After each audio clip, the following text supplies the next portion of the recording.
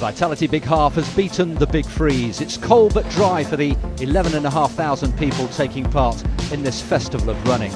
Ali Dixon and Charlotte Purdue are among the favourites in the women's race, but there's no doubt at all about the headline act. So Mo Farah back on the streets of the capital, looking to test himself ahead of the London Marathon in exactly 7 weeks' time.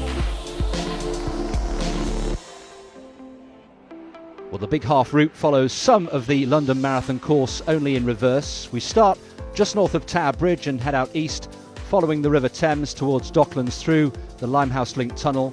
The runners will then pick their way through Canary Wharf, back west through Wapping, over Tower Bridge, across the Thames into Southwark, past Rotherhithe, Surrey Quays, into Deptford, before finishing in Greenwich in front of the magnificent, iconic Cutty Sark.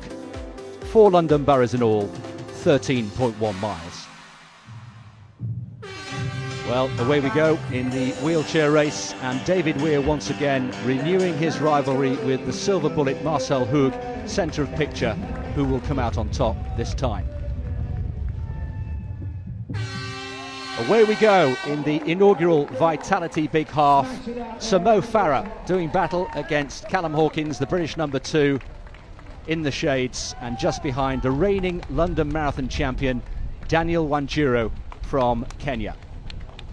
Mo Farah has been training hard at altitude in Ethiopia, and 5 miles in, is this a surge or a decisive break? Mo Farah, patient in the early stages, has put his foot down here, and you can see has opened up quite a gap already on Wanjiru and Hawkins.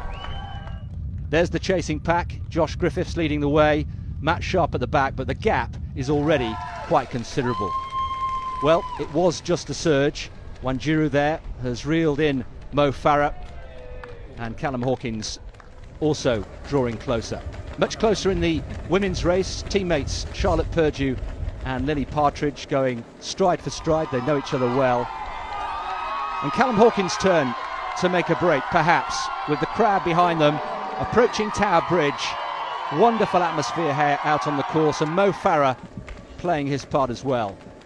Charlotte Purdue, who's been in great form, training in Australia, just beyond halfway, and the 3 main runners in the men's race still stride for stride, coming off the bridge, with Hawkins again doing the lion's share of the work. They'll make a left turn into Tooley Street, into the borough of Southwark.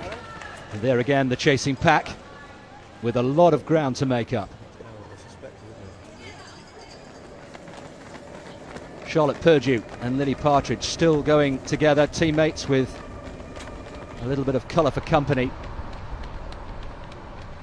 And Mo Farah, who's been quite content just to keep quiet at the back and let the other 2 do the work, looking very comfortable indeed, looking as if he's out for a Sunday morning jog on the streets of London. Purdue and Partridge then coming over Tower Bridge. There they are, still inseparable. Both have been in terrific form in 2018.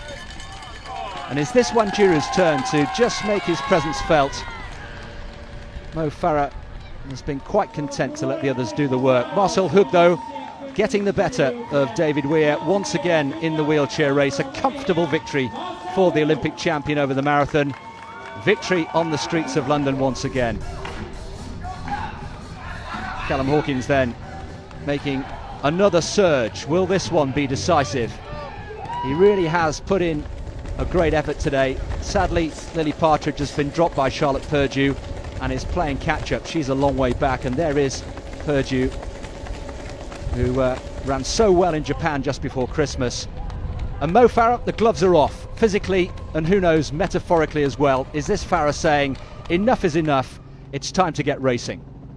And they're still racing halfway over Tower Bridge. 200 metres to go. Mo Farah just edges in front. It's half a lap of the track.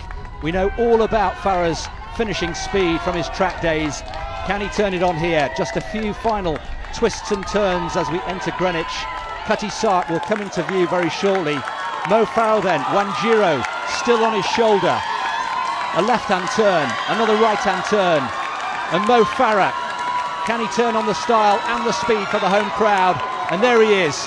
A big finish for Mo Farah in the Big Half. He's got this race won.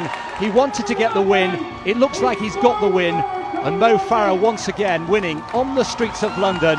The winning time, 61.40. That doesn't matter. It was all about getting the victory here today. Charlotte Purdue, what a performance. A huge personal best for her. She's sliced over a minute of her previous lifetime best. Small in stature, but a huge talent and huge guts. And we'll look out for her once again in the London Marathon next month.